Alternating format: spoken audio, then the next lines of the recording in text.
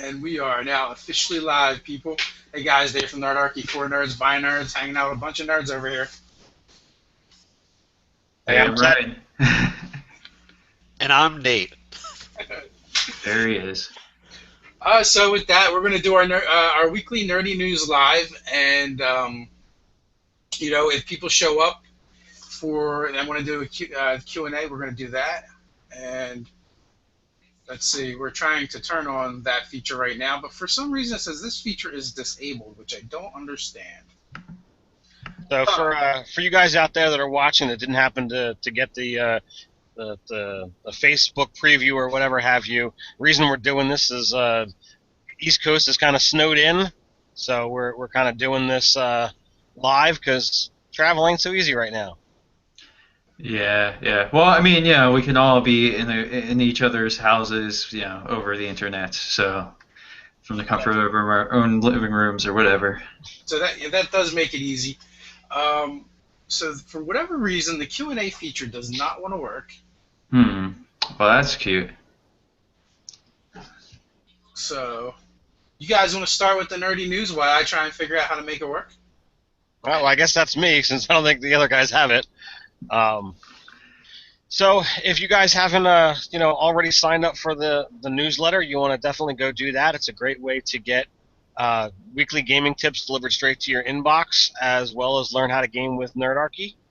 If you want to get some sweet swag like hoodies, t-shirts, hats, whatever have you, you can head over to nerdarchy.com and check out our store there. If you'd like to support us in a different way, you can always head over to Patreon and support us there. Even $1 a month goes a long way to helping us get better equipment. If you want to head over to nerdarchy.com and check out the forum, it's a great community that's building over there. And it's also a place that you can submit GM 911s to us. We also have DMG Invo, who's a great YouTube channel who happened to have a glitch that wound up causing all of his 10,000 subscribers to disappear and all of his videos to disappear behind a paywall. So we've been plugging his channel and will continue to do so until he gets back up to over 10,000. So he does like crafted dungeon tiles. It's 2.5D.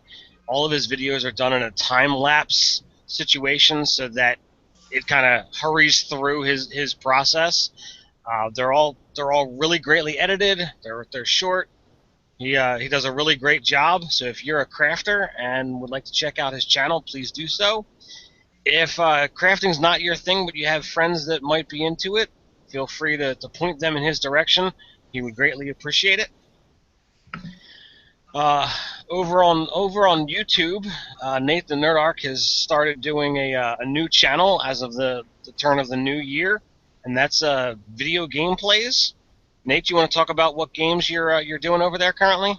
Well, I'm working on Star Wars Battlefront. I also have a lot to do with Ark Survival Evolved, which is a cool kind of like survival with the ability to tame dinosaurs and stuff. And I'm also playing Sword Coast Legends, which is the new D&D game. And I'm also playing Dragon Age Inquisition. So, quite a variety. So if you have any suggestions that you'd like to see, go up there, you can always take them either in the comment section below, or you can send an email to nerdarchy@gmail.com. I mentioned briefly that we have GM 911s. If you're a GM and you're encountering a problem in your game, you can send an email to either nerdarchy@gmail.com or over on our forums. Put in the subject GM 911 so that we know to handle that as soon as possible, and just give us what's going on with your game that's a problem. Not only will we each give you some ideas of how to fix that, but you also get lots of great feedback and responses from all the viewers. Lastly, on that aspect, if you'd like to see us at one of the conventions that you like to go to, if you can get in touch with the people who typically do the the booking or planning, whatever you want to call it, and tell them that you want to see Nerdarchy there. It's a great way to get us there, because if they're being told, "Hey, bring Nerdarchy," then we might get the invite, and that's it gives us a better chance of actually getting there. So over on Nerdarchy.com, we still continue to plug through despite the weather and the couple hiccups that wound up happening. We had Smash Up Munchkin Part 2. That was a new game that I had to. There was so much to talk about, I had to split it up into 2 different articles. I did a highlight on the return to Ravenloft with the Curse of Strahd book that's going to be coming out in a couple of months. If you're one of those that really likes getting things in the mail and Loot Crate just isn't doing it for you, Ty Johnson did an article on Dungeon Crate. The first crate is going to be going out on the 8th, so if you're interested in signing up, make sure you do it by the 5th. Thursday, we wound up doing a review on a custom metal gaming dice that's up on Kickstarter. It's a really cool dice if you're really into that stuff. And then I did an article on the Dungeon Masters Guild. So over on YouTube, we still continue to fill it up for you. We had Routing Out the Last of the Gnolls. That was part 2 of my session 15. Dave and I, we had a discussion of the 5e, OGL, and SRD from Wizards of the Coast. We did a video on the Dungeon Masters Guild creating Forgotten Realms products. We reviewed a thing for Neo Exodus Machinesmith. That was a custom class that was built. Dave, do you know who the author of that one was off the top of your head? I believe it was Lewis Porter Jr. You are correct, sir. So that was a cool class, and he actually went and shared our review around. So it was pretty interesting to see that we got some kind of instant feedback on that. Dave and I talked about Dungeon Master sharing campaign settings, since we both run campaigns out of Gryffindor. We did a review of D&D 3rd Edition, where most of our group gamed the most. We did a GM 911, or should this Dungeon Master bail on the lost mines of Phandelver? We did a intriguing chat on removing initiative from the D&D. We did another GM 911 on more role-playing and a 10-session mega dungeon. We did a D&D Monsters on the Doppelgangers. We did a GM 911 on Doppelgangers. And then we finished off the week with a live gameplay session 14 part 1, and that was Dave's game. So since we cannot get the FAQ to work, or the Q&A, the Q&A or the TNA, something with an A. I'm like looking up things as I talk. What we can do, if you go over to the Nerdarchy fan page, there's a section for you guys to post stuff. If you want to post questions there, we can grab your questions off of there, and we can kind of make this thing work. Fan page. What do you mean by fan page? You Facebook. mean on YouTube? Facebook. Okay. All right. So I will open up the Facebook as well to make sure that I can catch anything coming in. Yeah, unfortunately, I don't know when we hit the Q&A, it just says disabled. And also, one of the weird things too I've noticed is when we do live streams, a lot of times anymore, the comments are disabled while they're going on, and it didn't used to be that way. Madness, I tell you. So we got a bunch of you guys watching right now. That's a plus. Yep. Thank you for joining us. We appreciate that. All right. So I guess it'll come up under the visitor posts tab if and when we have have Yes. something come in. Yes. I don't know how quick that updates. I actually always forget about that tab. Hmm. I have to remember to check it and then go through.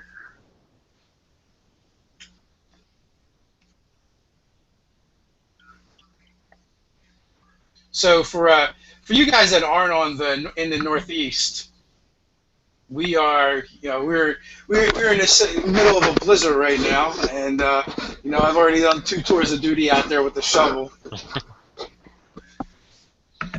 So, and we're supposed to get like another foot or something, I think, overnight.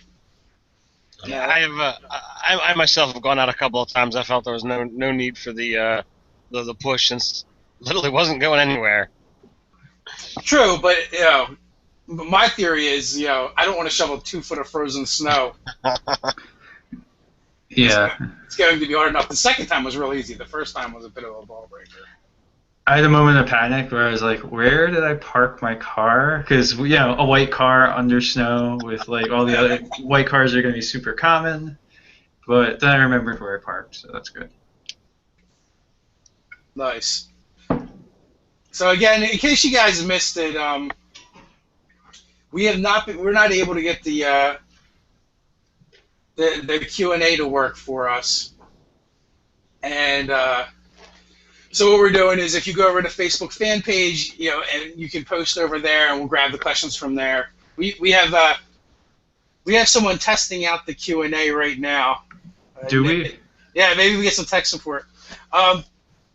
TV Timmy has a question for us. What's your favorite unorthodox PC to play? Also, hello everyone. Hi, Jimmy. Hello, TV. Hello. Hello. So let's start with you, Nate. What's your favorite unorthodox PC? Or is it like everything you play? So we mean like not a wizard elf or something, or? I'm thinking the guy with the pieces of hair that come down and a Oh yeah. Okay, well, my favorite unorthodox character to play would be, the one I've played recently, the high elf merchant, nature cleric, has been a lot of fun. And I guess high elves get bonuses to intelligence instead of wisdom, so I guess that's why it would be considered unorthodox. That's right. That's why we're going on this, right? Yeah, I think so. Non-prime stat. Yeah. Non-optimized. And you know what? I'm just going to keep going. I also recently played a Goliath rogue assassin, and he pretty much had 14s and 12s and things because I did the point buy instead of the standard array, and he was a lot of fun to play. He still got all of his assassinations to go off. It's just he wasn't super awesome at it. Missing like a plus here and there, but it was a lot of fun. Well, I think along that lines, a half-orc would be good too, because they get a bonus whenever they crit. Oh yeah, and the assassin. Well, I mean, yeah, then you're literally assassinating people pretty nicely because it's an automatic crit. Yes. Yes. Now, I think that's melee crit though, right? Yes. Is it restricted that it says? Well, I mean, I'm gonna rock it out right now. the only rogue restriction is it has to be a finesse weapon, so that still counts. Yeah, but for it to actually be... I'm looking at it right now. For the half-orc itself, it is. For me, my favorite... Yeah, it's hard, because I always feel like most of the time your favorite is like the one you're playing now. Yeah, and it just so happens that like Nate's playing an unorthodox build. Uthengar is pretty much an unorthodox build. And and I went the same route as Nate. I didn't have as many high stats, or they were actually an off scores for a wizard. He's a fighter wizard, and I started off with wizard with him. Oh, it is melee. It is a melee attack, by the way. Right, but that's still a finesse weapon is a melee attack. So I mentioned it because he uses a hand crossbow. My rogue Goliath, so he wasn't going in the melee. I mean, it looked like a toy gun in his hand, probably, but choom choom choom. Pew pew. Yeah. I would have played an Aarakocra barbarian, to be honest with you. I feel like that's pretty unorthodox. I would definitely see that as unorthodox. How about you, Ryan? What do you got? So my let's see, my Warforged monk anchor was pretty cool. Like basically, it just had the concept for this like monk sailor type of character, and like, what? So their bonus is to strength and con, so it's not really like you're way better served by going high dex than high strength on a monk. But I made him a high strength character. So yeah, I mean it was cool because like the idea of like pounding on people with big metallic fists. And then like I'd imagine too that like if you did go on like aquatic adventures, sailing adventures, that like literally he doesn't breathe, so he could just go underwater and like just walk on the surface of the ocean or whatever. That's pretty cool. Yeah, and also too, it was pretty sweet to be able to consistently grapple two dudes at the same time and tie people up like that. Certain there's comments that are going to flow on that one. Oh, and what about you, Ted? After you, we do have a kind of funny question. Well, again, you talk about things that are recently played. I played a Warforged sorcerer warlock. And again, it's very very not geared towards charisma, and it was interesting to be like, okay, well you've got all of these weird mechanics, and it's like, all right, well how is something that is constructed having a sorcerer's bloodline, and how did he wind up come into a pact? I like to play interesting characters, so like it doesn't matter whether they're prime stat or not. It's all about the story. So, okay, for anybody who is just joining us or recently joined us, the Q&A we're having a problem with right now. So for the moment, until we can solve that, we're having you guys just head over to the Nerdarchy fan page on Facebook, and you drop your post there, and we're gonna scoop them up from there. Until we can get that fixed. And our next one is from Christopher. He's pretty active over on the Facebook fan page a lot. We've had quite a few discussions with him. So I'm doing an adventure. I'm doing some adventure writing today, and I see in the page B that the elephant weighs 1,320 pounds. Now, in real life, an elephant weighs at least 6 times that. What do you think that tells us about D&D universe? Is everything scaled really small? Are units of measurement much larger than ours? I think they use FPNs, to be honest. How many FPNs is an elephant? Yeah. I think you're going to have to tell people what an FPN is. So. An FPN is a fetal position Nate. And that goes back, I think, at least 2 decades, right? Yeah, pretty much. So, actually it is one of the few things that annoys me about 5th edition Dungeons & Dragons, and that is everything seems to be miniaturized. Now, like that one's weird, because that might have just been some lazy... Nobody, went to Wikipedia and, how much does an elephant weigh? Yeah, they just made it up, pulled a number out there. Yeah, it's just but I mean, the things that are actually literally solvable, is kind of ridiculous. Well, think about it from a design standpoint. You want to be able to fit your war elephant on a ship, and you want your rock to be able to carry your war elephant. So if it can't carry a 7,000-pound elephant, you got to have it be a smaller elephant. You got to decrease the size of that. Well, I mean, are they African or European elephants? Yeah, exactly. It's the D&D-onomics of the whole matter. You're absolutely, Nate. If your rock can't carry the elephant, it creates a huge problem. So what do? I know. We downsize the elephant. They're pygmy elephants. They're ponies. They're pony elephants. They're war elephants for halflings. Olifants. So my answer is Watts has miniaturized everything. So that they have a shrinking ray. They have the technology. Yeah. We got a lurker in the background. Oh no! Swat it. Swat it. The spikes are going to shoot out, and you have to bring your observer unit with you to see them and take them out. So, I mean, the thing to remember though is it's your game. Do what you want with it. You know, if you feel like you really need a 6,000 pound elephant in your game, guess what? There's a 6,000 pound elephant in your game. And if you want your halflings to weigh as much as elephants, by all means, do that as well.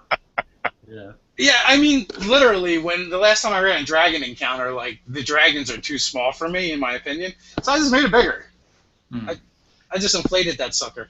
Well, they don't have colossal anymore. So literally, gargantuan is anything bigger than huge.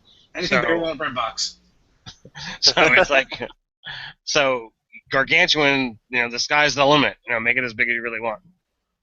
So, so for anyone just recently joining us, and I'm gonna have to keep saying this just because this part's annoying, and then I'm gonna see one of our friends just chatted in. Hopefully, they got the answer for us. Oh, the thing Pete, said that he maybe has a solution. Yeah, but Elion has a question for us, and he's posting that over on the Nerdarchy fan page, and On we're Facebook. kind of like trolling over there to pick up the questions for you guys. For a new DM and new players, what is the best product to use, the starter set or Hoard of the Dragon Queen? Hot DQ. I just like saying hot DQ. It's hilarious. I would go with the starter set. You know, as a first time player, it takes a streamlined system and streamlines it even more for you. It's quick. It's all boxed in, literally. Well, I mean, like, and the neat thing too for new players, especially, because he's talking from the aspect of being a new dungeon master, but it's probably also kind of assuming that your players are going to be new too, and so it literally makes all the choices and options for your players, so they don't have to think about the more complex choices, and it just gets them acclimated to the rules, so it'll be good from that extent. How about you, Dave? What do you think? Yeah, I like the starter set. I mean, the Hoard of the Dragon Queen is a pretty beefy module to take on. I mean, the starter set has a lot of stuff in it as well. The only thing is, with both of those, they can be highly lethal. So you're gonna have to do a little gauging, because I've heard you might want to nerf your encounters for new players. Absolutely. Yeah, I've heard they're quite deadly. We actually mainly do homebrews. It's just our thing. So we haven't played through either of them. Hey, correction. I played about like 4 or 5 sessions of the starter set just to get a taste of what it was at the local gaming shop. Right, like I was saying, none of us have played through any of them, but no. I would punch you through the screen if I could. Why do I hear music all of a sudden? Oh, that's why. Sorry, guys. I'm still searching for answers as we go through and discuss. Yeah. So yeah, the starter set, dude. Like the first encounter we had, like it was like, had I not been an more experienced player and like did some tactical things, like my wizard could have very well just died. But I ducked for cover and like things are firing at us, and yeah. Nice.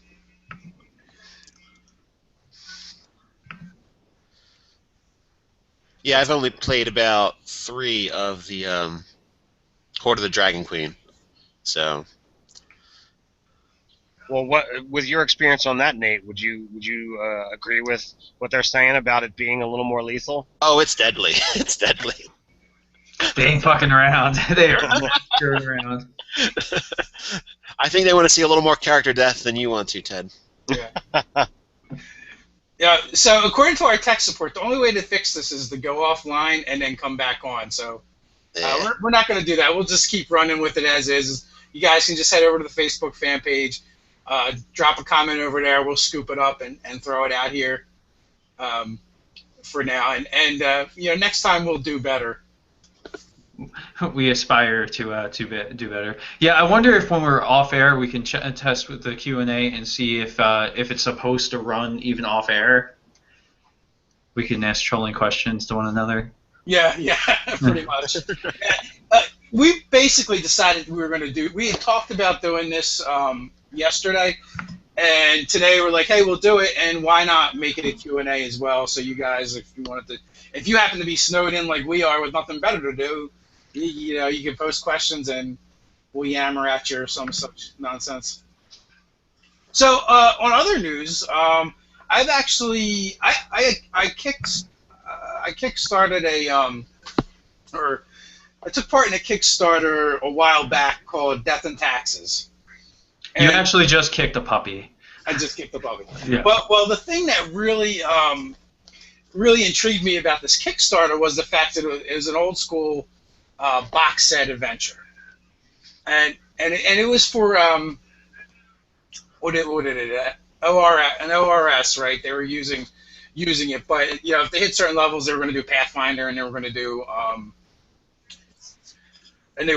5th edition as well, and they hit those. So I'm waiting to get my 5th edition version, but I reached out to Lesser Gnome today, and I said, hey, we'll probably do an unboxing, we'll check it out, whatever. Like minis come with it and all kinds of stuff, but because I went with the 5th edition, I was going to have to wait much longer to get it. And they're nice enough to go, hey, we can just send you the SOR if you want to check that out and do the unboxing. And I said, hey, why not? Send it to us. We'll look at it, and then you guys will get a chance to take a look at it and see what they got going on over there as well. I suspect, since it's SOR, even in the 5th edition or Pathfinder versions, it should be a much more old school feel to it. So I'm kind of excited about that. So that'll be showing up next week or two. They'll be trying to kill the players even harder than the starter set and the hot DQ because it's old school. Yes. One room will be 6 kobolds, the next will be a dragon. Yeah, just cause. And that's before kobolds had any relation or correlation to dragons. They absolutely do not. This is a vicious rumor and hearsay. So Tim wants to know, what would you like Wizards to come out with next for books? Another Monster Manual, maybe go back to the complete books like they did in 2nd edition? I'll jump in there. Campaign settings, like a full campaign settings like they used to do. We've talked about this before. I'd love to see Dark Sun or Eberron for 5e. Both of them I find are unique, compelling, and interesting worlds to play in. Yeah, I want to see just something with expanding the feats a little bit. Just like little tweaks here and there. Like maybe some spells, anything that's going to give us new sorceress origins. Anything like that. So you want player options? Yeah, I think largely it's player options what I'm looking for. Oh well, go ahead. I do want setting stuff, but it's just also too I just feel can we double the amount of feats that are out there and existent? About that amount. Well, so. For those of you who are interested, the Dungeon Masters Guild has a number of expanded feat options that are out there. Again, you have everything with the Dungeon Masters Guild you're going to have to take with a grain of salt and really look at it and see, is this overpowered, underpowered, but there's definitely some options out there now. Oh, and I should also point out too, with the Dungeon Master Guild, since they run through the same distributor as Drive-Thru RPG, that if you guys actually purchase whatever you're purchasing from the Dungeon Masters Guild, under we'll have a link for it basically, but that would support Nerdarchy as well, basically buying a thing that you're going to buy anyway. So yeah, we'd appreciate it if you guys were buying stuff from there to just make the purchase under our affiliate link with that. So I'm sure we can make it obvious somewhere on the website, or have a sidebar. We'll put up a banner this week for that. Yeah. So I can get to designing a thing or figure something out. So I want to agree with Ted with the campaign settings, just because I feel like you get options for the Dungeon Master and the players. When you get a campaign setting, you're probably going to get some spells, some feats, some races. And typically with the Unearthed Arcana, they keep putting out new player options. So as far as books are concerned, I'd like to see the setup. Yeah, well, I mean, it's just the feats have been really a minimal sort of thing happening. I mean, they are super careful about mechanics and what they're allowing in. So that's a part of it, and a campaign setting, and I would love to see Dark Sun, Planescape, Eberron, campaign books as well.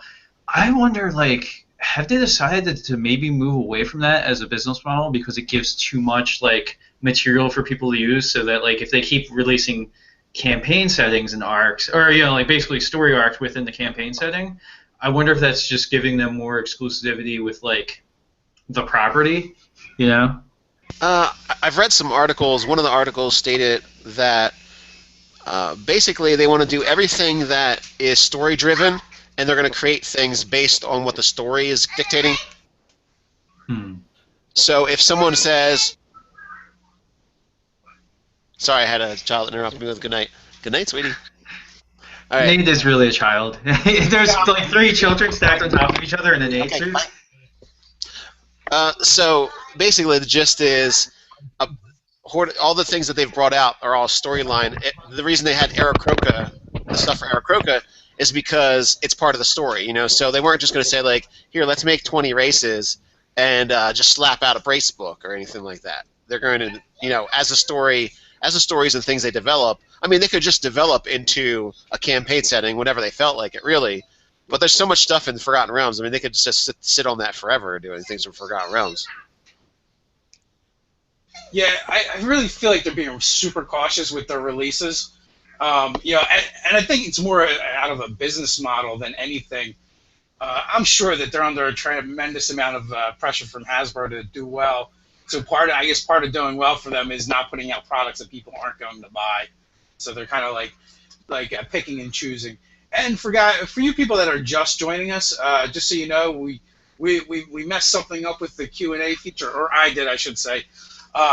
So we're taking our Q&A over to Facebook to the fan page, where if you post questions over there, we'll see them and then we'll scoop them up and kick them back out here. Which we have another one from Connor James. Hey, I'm relatively inexperienced DM trying to build an epic dungeon crawl, hoping to have more to the dungeon than combat. So at what point would puzzles and traps go too far? I don't plan to do any save versus death type stuff, but I would like players that genuinely have to think and feel threatened. Just electrify the floor. That'll work. Your players will feel threatened. Like, really, like in real life, electrify the floor. Not in the game? Not in the game. Like, just open wires that are, like, under their feet. Whenever they pass a save for a trap, have it be super extremely lethal. And the only reason that didn't kill them was because they obviously saved. But you know that ahead of time. But if you scare them with a terrible trap that they pass through, then you don't have any fear of killing them, but you still have the, hey, I could drop one of these on you whenever I felt like kind of feel to the quest. The old switch and bait, huh? Or bait and switch. Psychological warfare. So he wants to know about frequency too. If he's doing a dungeon crawl, right? So I would say that for every if you're looking to do a massive dungeon crawl, it means you're going to have a lot of encounters. So I would say no more than one trap for every 3 or 4 encounters, and for every trap I would also put in some kind of puzzle or role-playing situation. Just so that there's that break from the danger to get the intellect or the charisma actually flowing. Yeah, when I'm doing kind of a dungeon-esque thing, I like to throw in, a talking tree or, a disembodied spirit that isn't actually a monster to fight. Singing mushroom. Animated objects that talk, maybe, or sing, like, objects that are there. Because, I mean, if you want your ecology to remotely make sense, having things that are, like, sentient but not necessarily needing sustenance are useful, too. Actually, a good place to go, too, is the Dungeon Master's Guide has a section for tricks where it isn't necessarily about doing harm to the players, but, adding interesting and strange things into your game. So that I would lead on that as well, especially if you're new and inexperienced GM. Also, too, like, mixing your traps in with your combat encounters so that, like, the denizens that dwell there know about it and, like, use that to their advantage. So, like, maybe there's a collapsing floor trap that, like, the goblins or kobolds in the dungeon are going to pepper the players with slings or arrows or whatever, and then the PCs are going to try and charge at the goblins, and then the floor just breaks away and they fall into a spiked pit trap. I mean, you have to make these things like in line and in reason with what your players' capacities are. Like a goblin in a spiked pit trap is probably only more reasonable for like a 5th or 6th level party, because it becomes that much more difficult, because then they have to climb out of the trap the whole time being rained with arrows by goblins. So you have to kind of power scale it a bit, unless you go really old school and then you just.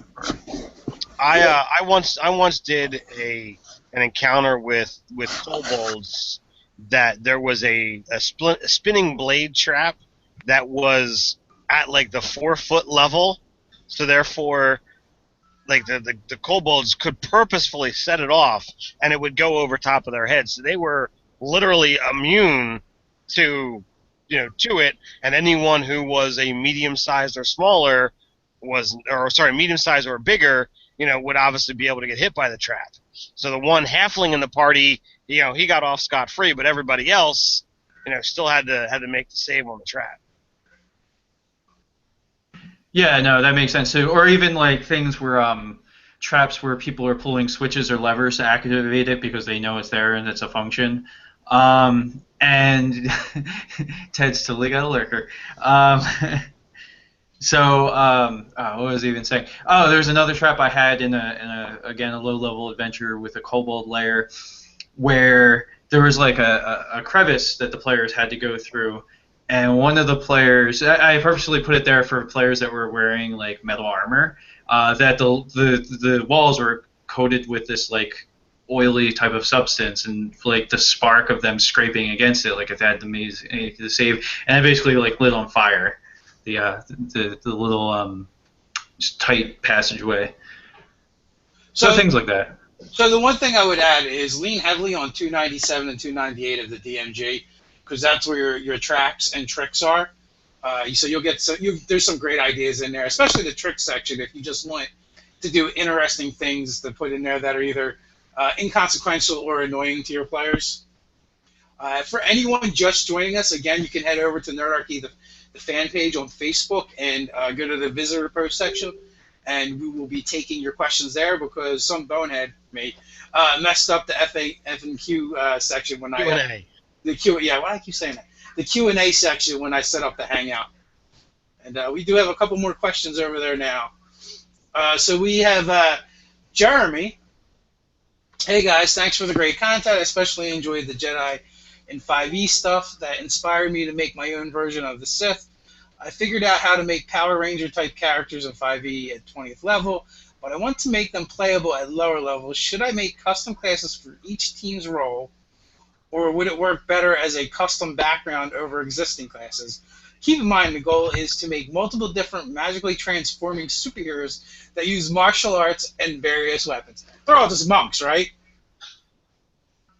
So I would say, like if you wanted to make your own class, go for it. I wouldn't design 5 different classes or 6 different classes for each of the different Power Rangers. I would totally just make them archetypes or whatnot. Yeah, I could almost see doing something with like so they all would be to my thinking like iterations of monks, but maybe they have something specialized depending on what their vehicle is. Like kind of how the barbarian has that sort of totem feel. Kind of pull some of that for inspiration and figure out what would scale for the monks in that regard. Instead of totems, they're attached to mechs. Yeah, I mean they're Zords, man. They're Zords.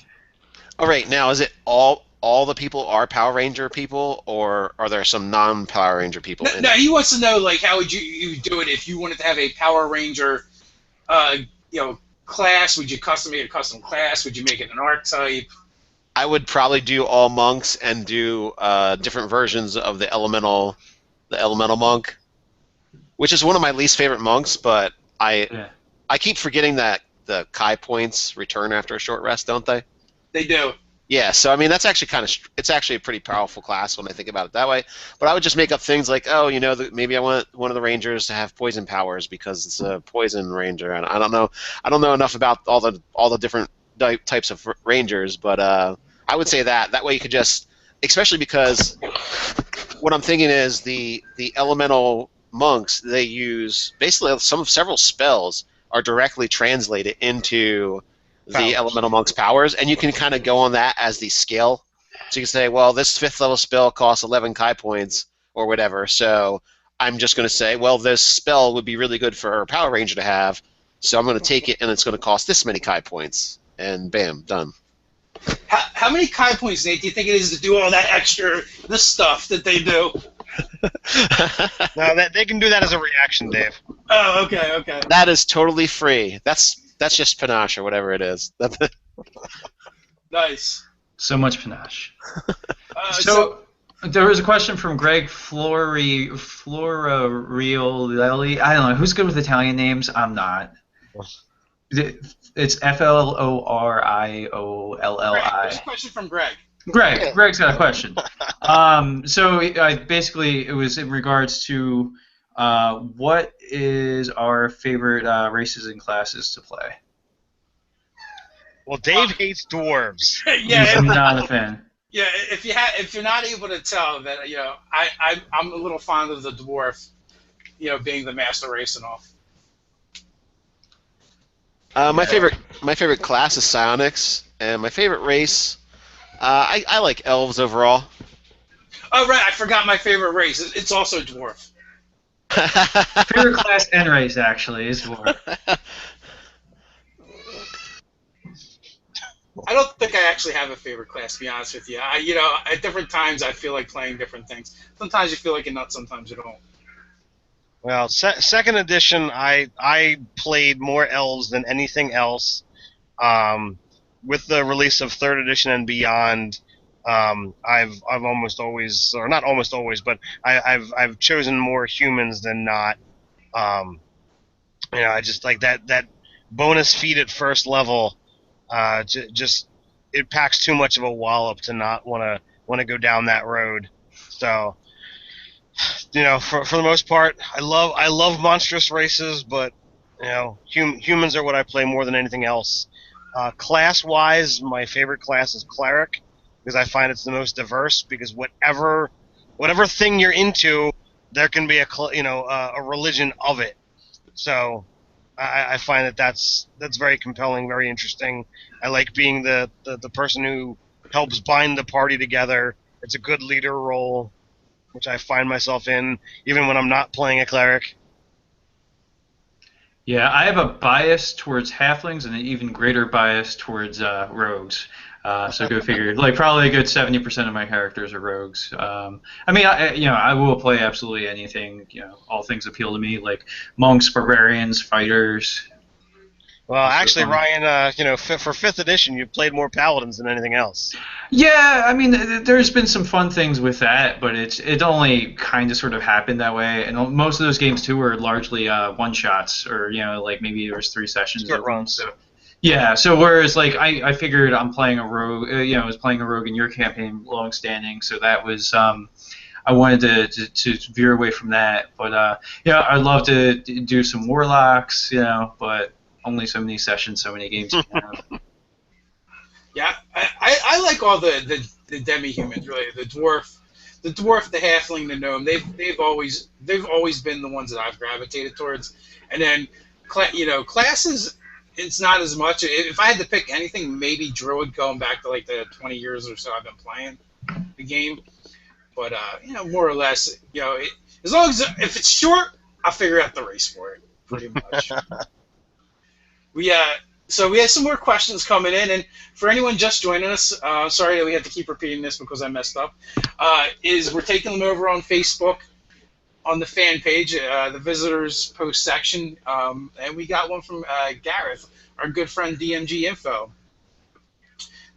What is your opinion on armor class? Should it be damage reduction, save, or an overall defense, as in D&D? So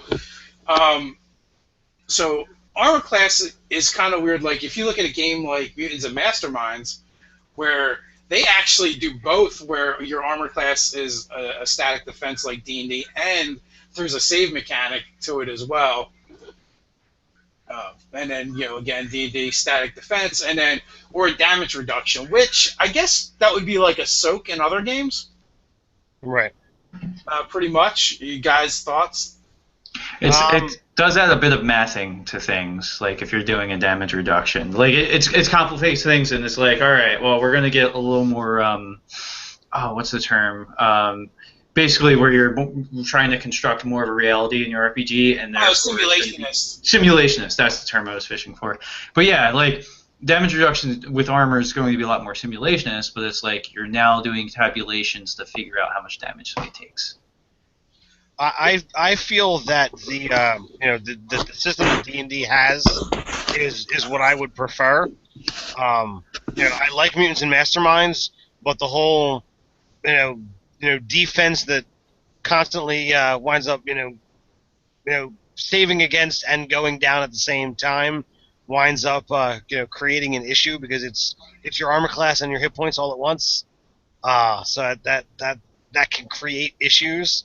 But it also, is in the other ways of saying, okay, well, let's make things simplistic by putting it all in one place.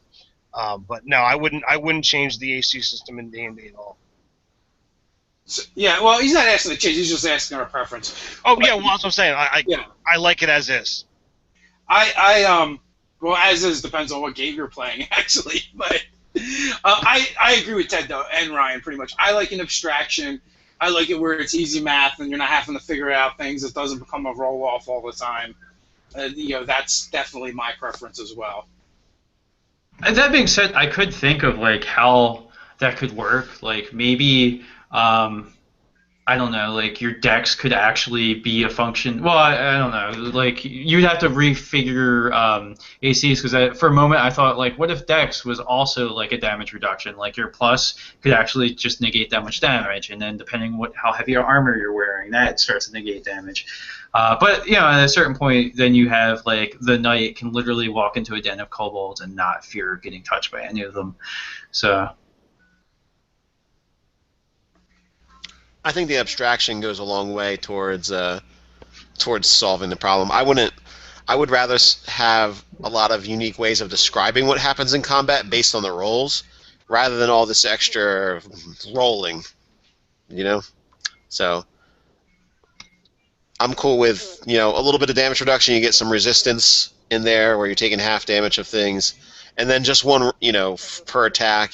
Just rolling one die and then saving against a static thing, because you already have one variability. The D20 is the variable, or as an example for D&D, which I know we're saying like across games, but I'd rather have one defense stat or one defense number and then rolling against that rather than having two numbers that you roll against each other. So because there's too much variety for the combat, as you already have the D20 going on. So that's what I got. So Art Wood has one for us as well. He would like to know, what about a possible initiative change in 5e? Would you like to see, basically wants to know if we want to see it done different. Should it be changed? Should it be left the same? We've covered this one a few times. See that video we released earlier this week? Yeah, and so we basically said, no, don't change the system. If it ain't broke, don't mess with it. And initiative's been around since or as long as I've been playing. Yeah, it's definitely a staple of the game, and it's one of the few things that you would consider a true D&D-ism. Now, a sacred cow, as it were. I would say the only thing I would, going back to what we talked about in the video, where I brought up a few different things and options, I'd say the only thing I would like to see is if you've got a higher initiative, you should just always be able to back down your initiative, because I think there's ready action now in 5th, right? It's ready action, and you can ready in action, but you can't break it up into two different segments. You can't move and then have this ready thing. And you also can't do a thing that's undetermined. So like you can't ready hey, I'm going to do something special next, like when I need to. It's like I ready an action to shoot anybody that comes through this door, right? That's like even if it's an ally. Yes. Yeah. I think So, you can always drop your initiative down, though.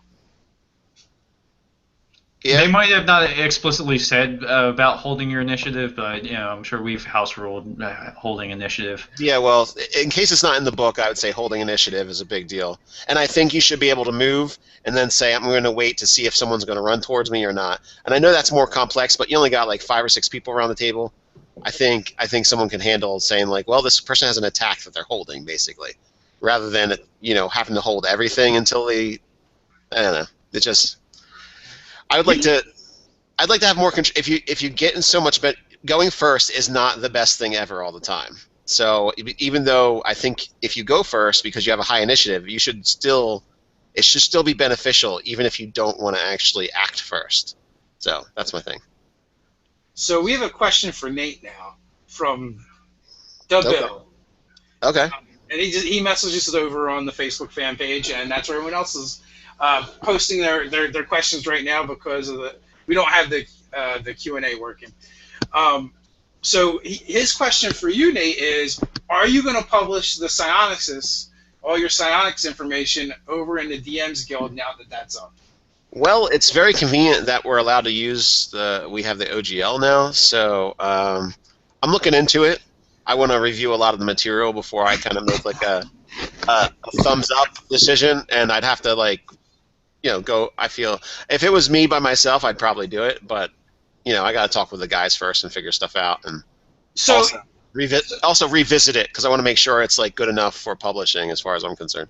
So here's the thing for all you guys out there. We do have the OGL now, so more than likely we probably will not be putting stuff in the DMs Guild just because of the way that's structured. But there's very good possibility that you're going to see stuff over on the website and Amazon and our Drive-Thru RPG. If you are going to buy our PDFs from us, we always would prefer if you buy them from our website because then we get the biggest cut, obviously. And that's where we're going to put stuff at, especially when we're talking about downloadable PDFs. Right. So there was also a question about from Christopher Scott Evans regarding the Nerdarchy beard calendar. When that is going to launch. That one we got that one almost lined up. We just needed beard grooming companies to sponsor us, and then we're totally going to do that one. Yeah, we need to make that happen. And yes, Nate will be in a bonnet. No, I say. You can't make me. Highest grossing T-shirt ever, Nate in a bonnet. You might be able to pay me off, but you cannot make me do it for free.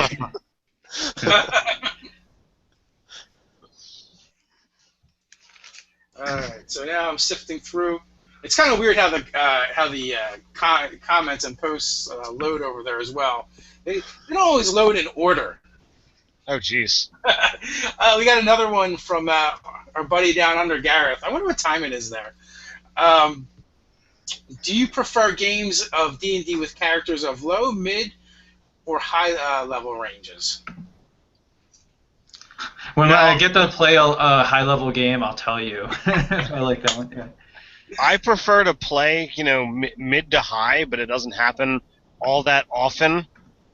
You wind up coming against, more powerful threats, more interesting encounters.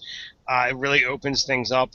As far as running, I find it's far simpler to run for an under 10th level game. Just because as the DM, as far as I'm concerned, I like to be aware of what my players have the ability to do, and especially with the new edition, there's been a number of times over the past year where someone's like, I'm going to do this, and I really just want to be like, can you? Yep, so, it's in the book. I get thrown for a loop every so many sessions. And it's like, all right, well, I really need to know what my players can do, and the higher the level, the more times that stuff's going to happen. So here's an interesting thing that I was thinking about today. The uses of the Savage Attacker feat, which it just lets you have basically 2 different dice pools of weapon damage, and you can choose the more beneficial. But you combine Savage Attacker with our half-orc assassin rogue, who it's automatically a critical, so he gets those dice as well, and you get 2 dice pools. Kind of nasty. So we have another question for Nate. Oh, more neat questions. Yeah, another from Christopher Scott Evans. So exactly how much are we talking about to get Nate in a bonnet? What is your dignity worth to you, sir? This is a Patreon level. I can feel it. Yeah, I think it should be. I think it should be a Patreon level, a very, very, very high Patreon level. We'll see. It'll go from Nate in a bonnet to Nate in drag, and then we'll notice our #1 patron is Tanya.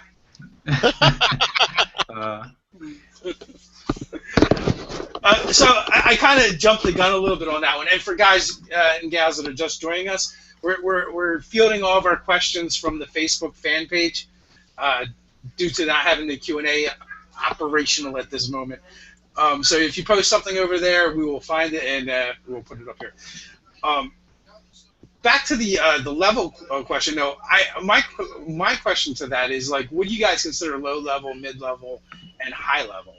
Well, you know what I thought kind of succinctly sort of spelled it out was how 4th edition had the tier system. Like, you know, it was like heroic was, I think, like up to like 6th level or something like that, or 5th level.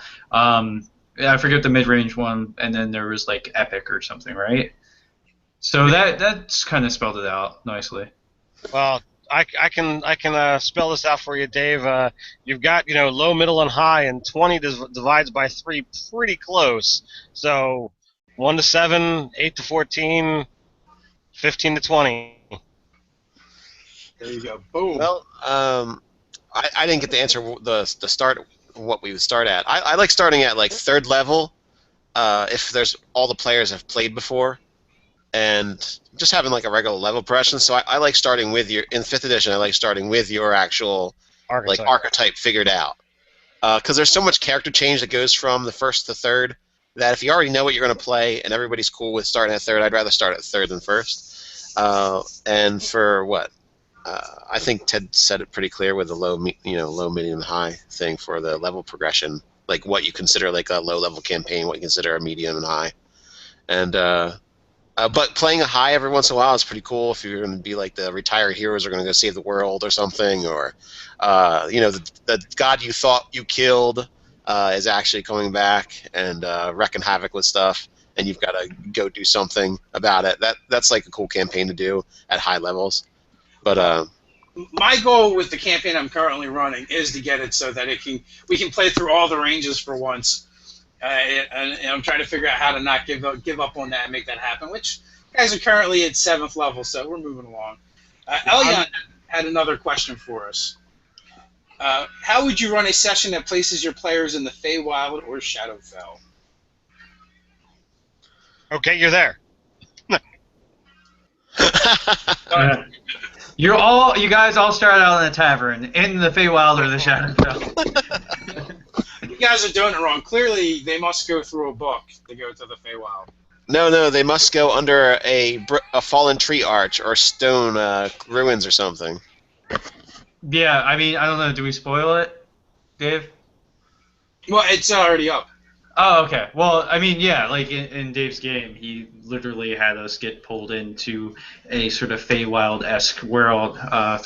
We reading Rainbowed it. Take a look. It's in a book. Yeah.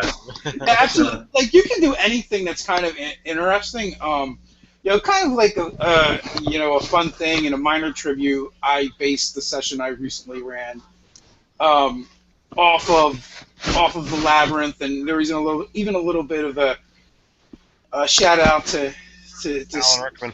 Alan Rickman as well, and from that, what has happened is now we do have a Goblin Kingdom full of Fey goblins as opposed to the regular goblins that exist in a different dimension, and we have a Goblin King, which will make a awesome Fey Pact patron for Warlocks now. Obviously, like, I totally just used everything right from the movie and kind of like D&Dized it a little bit. Although during that game, I was not expecting the goblins to turn on the rest of the party. to swear allegiance to the goblin. That was a Awesome. little meta. I felt that was a little meta on their part. Wait, they turned on the party? Nah, Ish. they just refused to help them. They just wanted to turn Relian into a goblin. They were really into that. Okay. Like the way some of our fans really want to dress you in a bonnet, they really wanted to put Relian as a goblin. Yes, well, I think some of our fans, that's in their nature, as well as it's in the nature of the players who are playing those goblins. I mean, really, didn't they ride a spider or a pig or something around? I don't know. Yeah. A spider and a sheep. The sheep was actually Ryan. When Falcor mishap of chaos magic turned into a sheep, and it was bad. So when you make a plan, Dave, I would just assume that the goblins are going to be on. Do the zaniest thing possible. Yeah, and unless you expect the zaniest thing possible, and then perhaps not the zaniest thing possible will happen. So real quick, let's each of us just throw something out there how you would start an adventure to go either to the Feywild or the Shadowfell, so we can actually give a real answer to the question. All right, so basically, I would have them exploring a forest, and like I would slowly start changing the subtle feature changes in the forest until before they realize they've actually fully immersed in the Feywild, just through their travel, and it was a transition thing, and now everything is totally not out of whack, but nothing seems like it used to, and now they've got to either find a way out or find their way to whatever the actual quest is. But subtle changes that they may or may not pick up on, but before they are fully aware, they're fully in. So I would actually like to do this I would do it as a caravan or encampment they come upon, and depending on where you want them to go, Shadowfell or Feywild, I would make the inhabitants and NPCs all flavored from that place, and do something where basically they party all night with the caravan people, and when they wake up, they crossed over to from either to the Shadowfell or the Feywild, depending on which direction you decide to go with. So I'm also kind of questioning the question a little bit. Like, I wonder if it's about getting the players to the setting, or if it's like how would you flavor the encounters to feel like that setting. So I'm not exactly sure with that, because like say if you wanted your encounters to have that sort of flavor of, for instance, the Feywild, maybe you model the encounters off of things that are happening in Alice in Wonderland, like basically people are doing things that seem to not really make any sense. So you have these like role play encounters that are just completely off, and the NPCs are like a little crazy. So that would be like the actual logistics of planning encounters in the game as well. And like maybe like in the Feywild, like fights happen over like they do some like weird sort of breach in conduct that like normal people wouldn't think is even an issue, but like they snap a special twig and all of a sudden all the Fey want to kill them in a certain region. Yeah, well, the specifics of the question was how would you run a session that places your players in the Feywild? Oh, that places. Yeah, so like how do they get there is what I got from it. Yeah, no, and I do like the caravan or like partying with the satyr sort of situation, or like maybe they just step through like a ring of like flowers or whatever, and then like all of a sudden boop, like a certain solstice happens like in an instant and they're transported. You could also do like a hunt or a chase sequence. So like either they're hunting something or something's hunting them, and in either direction, whether it be the Feywild or whether it be the Shadowfell, while they're trying to elude their prey or capture their prey, they're drawn into the world that the prey is, or the hunt is from. Oh, you know what? Too, you could do a dream sequence.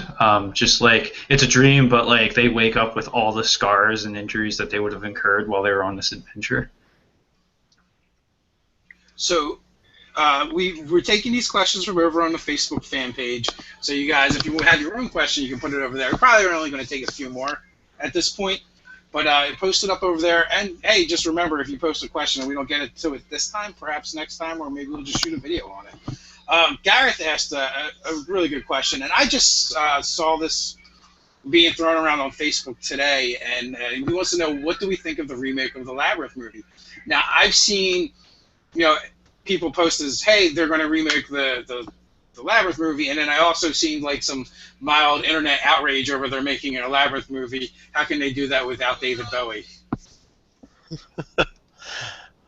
I didn't actually know they were remaking the Labyrinth.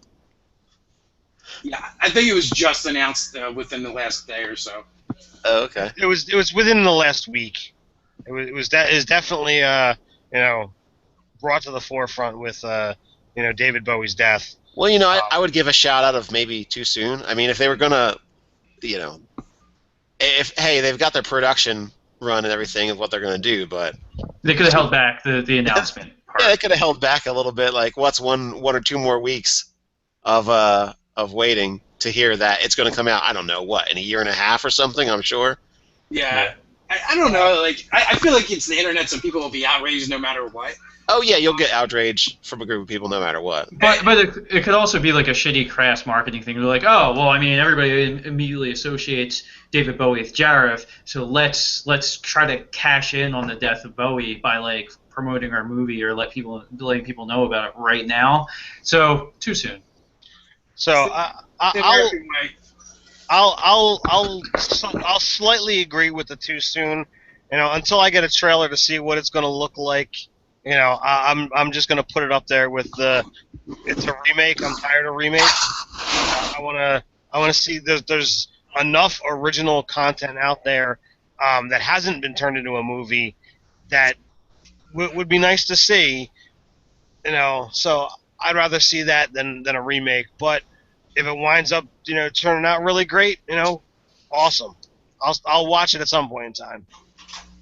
Yeah, why not a return to the Labyrinth instead of a remake?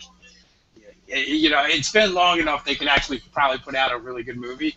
It seems like sequels that wait are just better put together. Right. So maybe probably too soon. We also, let's see, what do we got here? Sorry guys, I keep going to my phone because it's actually a little bit easier to pull the questions from there. Oh, we got. He's playing Angry Birds. That's really what's happening. Yeah. He's been found out.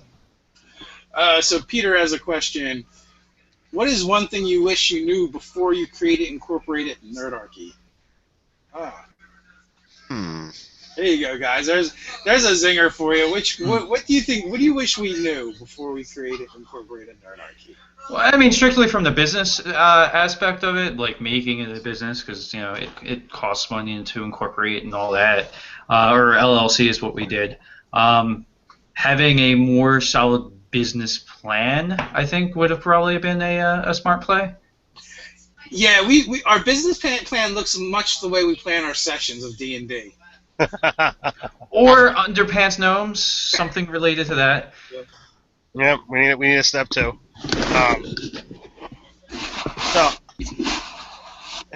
For those of you at home, you might not realize how much work the four of us put into Nerdarchy.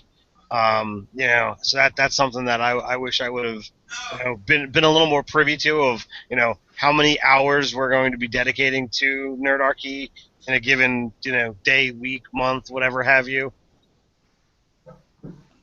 I found it was better to just tell Ted it'll be no sweat at all. There'll be no trouble at all. Yeah, you just have to read 4 articles this week. Yeah, it's like, you're beautiful, baby. You're beautiful. Yeah. Smile for the camera. There's a lot of work that goes into it. I guess the only thing we probably should have done sooner is probably create more products for you guys. Because it would definitely. Let's face it, money helps us. It buys time. it buys time. Yeah. And that's what it is, and that's what Ted's saying. Like, we spend a lot of time doing this, so there's the time sink aspect of it. Oh, so we have another one from Tim. All right, okay, question. Just currently starting a brand new homebrew campaign, The Age of Fire and Light, on Tuesdays at 6 p.m. Pacific time over on Twitch. Twitch.tv /XTimmyX. Plug, LOL. My city has a demon plague in it now. What would be a good way to start it off, and what would be a good source for it? Clearly, Narquitas. you must have a former mayor explode into a rain of blood and demons. Cultists kidnapping, women and children. Yeah, I would, like for sources, I would go to sort of take a look at like maybe Edgar Allan Poe's Mask of the Red Death if you wanted to have more of a gothic horror feel, or just any of the accounts and histories of plagues where like people actually still believed in magic. Well, some people still do. So like you could like look at those accounts and like when people like believed in witches and there's the Black Plague going around, that like a Wikipedia search would probably be well good and helpful for you. There's actually a really old book that actually does this pretty well, and it's probably one of the earliest written works to do it. Is the Bible. You can find a ton of plagues and stuff in there. Yeah, go to a crappy hotel that's like $20 a night and like steal the Bible and you're good to go. They give them away for free. No, it doesn't mean anything unless you steal it. Yeah, unless you steal it. For all the Gideons out there. Oh my god. So that would be my suggestion. I think that's a pretty good place for inspiration. Now, is the setting fantasy times or? Yeah, I believe it's a fantasy based. Okay, because I think it would be pretty cool to have some kind of weird techno thing, but if it's fantasy based, then it is. And techno based, so it's like German industrial, and there's like glow sticks and with a little dubstick in it. Yeah, exactly. Dubstep is what I'm. Dubstick. Yeah, it's like the Arcana Punk sort of music version. Dubstick. Yeah, so I don't know. I guess he also wants to know like what would make it demon flavored as well. A good way to start a source. Although that seems like the same to me, unless he means the event. I would say like maybe it could be some kind of like psychological. I mean, like a mental plague of excess. It depends on where you're going with like what kind of demons you got. I got it, dude. I think a fissure should rip open in the sky, and it just should show like the abyss, and you see like the infernal burning and the tortured souls of the damned, and and basically like ravens just start raining down, dead ravens start raining down on the city, splatting on the sidewalk, and anyone that comes in contact with them or touches something they touch becomes infected with this plague. Well, that's cool. That's how I would do it. That's pretty golden there, Dave. I imagine too, like these two porters that are like under like an awning or whatever, and like, well, Gil, sure is some weather we're having today, ain't it? Yeah, absolutely. There's definitely some fun things, some fun to be had there. Anything with like blood or like boils, or maybe like like anything that maybe maps onto like the 7 deadly sins, like maybe that it's almost like somebody has like a horrendous tapeworm where they just keep eating and they just feel starving all the time, but they like eat the excess and like die from that. Maybe that could be a trajectory for disease. Fun stuff. So Gareth has not really necessarily a question, but more of a commentary on our last question from Peter about basically the business of starting Nerdarchy. There are 4 of you in Nerdarchy. Try doing the same thing by yourself. I will say to that, though, is you're less likely to argue with yourself than you are with 3 other people. Well, I don't know, man. You can get into some pretty heated arguments with yourself. I feel pretty conflicted most of the time. So is tonight sponsored by Tim and Gareth? Could be, and like and Gareth too. Like he, like his the DMG info. he also runs it as it were as a business, and I know he does some like consulting and things like that. So yeah. He also does this other thing called editing. Editing. I've heard of it once or twice. He's really good at it. That makes my gameplays take longer to edit than like all of the Nerdarchy videos. I did editing in college, and I don't want to do it again. We also had a bunch of questions from Christopher as well. Speaking of such, if you could dedicate yourself full-time to Nerdarchy, what would be your highest production priority? What would be your sky is the limit vision for Nerdarchy? Wow. Nerdarchy the Con would definitely be one of the things I think we would. That would be awesome. Yeah. Well, I mean, it really does come down to like, like written products and like source books is probably would be the biggest thrust of anything we would do, like day-to-day operational. Yeah, I would definitely like to see that. And I would go full, campaign setting or settings, because there have been some other things that we've talked about besides Chimes of Discordia, both present and past. I'd love to do, a thing on, custom magic items, custom monsters, custom races. And I like creating stuff, and I would totally want to go down that road. Yeah, I mean, we've even talked about a gaming, what would a gaming store look like if we had a location. We've had other people say to us, well, I'm just going to say, Scott Garibay, who appears in a lot of our videos and games with us a couple times a month, has said, you guys need to make your own game. And which stood out, I'm like, man, I couldn't even imagine making my own game because there's so many good games out there. You'd have to do something new and novel and has a reason for existing, Yeah, I've seen people who've created games, and when I ask them why, their answer is well, I just did it to do it. And I feel like that's one of the worst reasons to do anything.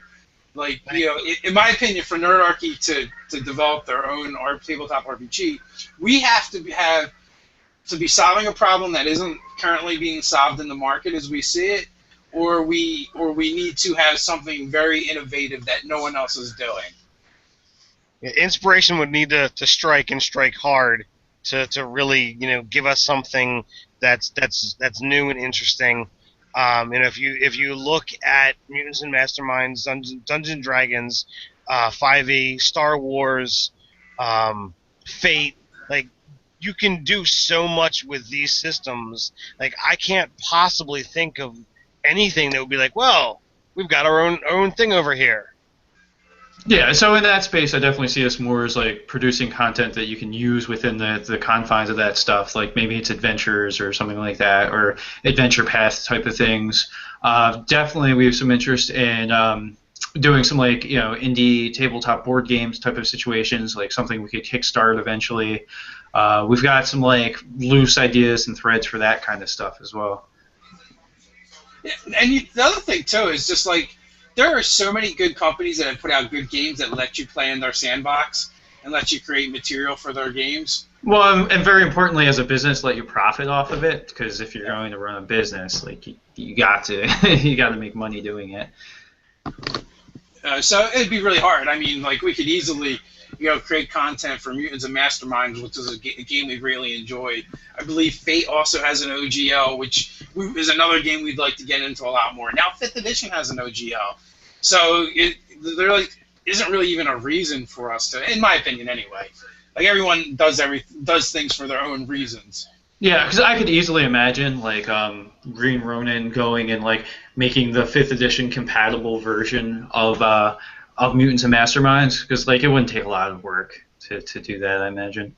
So real quick, kind of an addendum to this question, Connor asked, what is the best method to support the channel for someone who can't do anything monetarily? Get a job. No, I'm just kidding. Second job. No, still kidding. No, when you comment and you and you share our stuff, we really appreciate that. If we do put something up for sale and you can't afford it, and it's beyond your budget, if you could just share it with your friends that are gamers, that's awesome. Watching our videos is awesome. Not having ad block on when you watch our videos is even better. These are definitely things you can do. So, and if you are going to spend money and buy stuff like through Amazon, and it's even not game related, if you find the Nerdarchy Amazon link, they're affiliate links.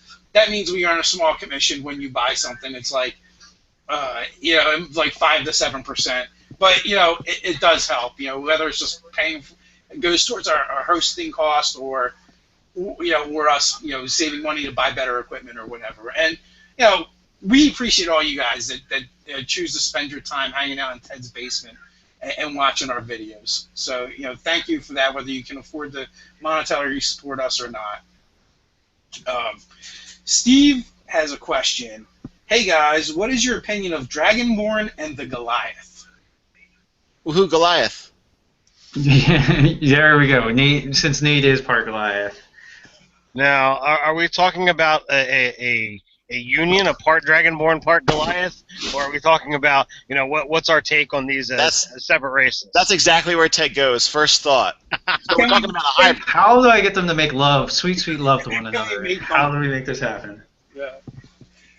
So the Dragonborn. The dragon porn? Dragonborn, What? yeah. That is actually was my problem with Dragonborn when they first came out in 4th edition, was dragon boobs. It's just, I don't know, it just doesn't make sense to me. And in our world, we're playing Dragonborn as actually looking kind of unisex, even though there is male and female. But if you're not a Dragonborn and you don't spend a lot of time on them, there's a pretty good possibility for social faux pas, because you're not actually going to know which is which. Yeah, although they may adorn themselves differently, as like different gender cultures, differences in other cultures tend to happen. Well, that's true. Jewelry and things like that. But then again, if you run across a band of warriors, they may all look the same. To answer the question, I am always for new player option for races. So I actually believe the Dragonborn came out at the end of 3rd edition. And I thought it was cool then. I think it's cool now. I've played a Dragonborn a time or two. I dig them. Goliath, I'm right there with it. I think they're a unique and interesting race. They're not something that just like cookie cutter thrown out there, a copy of something else. Yeah, you're actually correct. It was one of the races books that they introduced Dragonborn. But I don't think they introduced them as a race unto themselves. It was like through like some kind of weird dragon worship, you like morphed into them. Goliaths have actually kind of been around for a long time, but I believe we called them half giants in Dark Sun. Well, no. So like later on, they took the Goliath and they used it to represent the 3rd edition Goliath, half giant, but the Athasian half giant is vastly different from the Goliath. Just like basically all of your mental stats were like super low as a half giant, and some other things. So they were just a very different species. They were also horrendously strong, and it had decent cons. But the half giant now is more of a they're cold resistant, and like they're athletic and rugged individuals. Well, there's also the fact that in 2nd edition it was mechanically it was a very different game as far as stats went. And you saw like the evolution of the half giant happen in 3rd edition, where it changed. And they even like flavored the half giant from the Athasian half giant, and they were very Psionic, and which was still like a very different half giant than it was. And then we got the Goliath. I don't know. I actually like the Goliath, but I don't like them as Goliaths. I like using them as like Giantkin or half ogres, more so than like the species, the race of Goliath. I find them more interesting as like an incidental.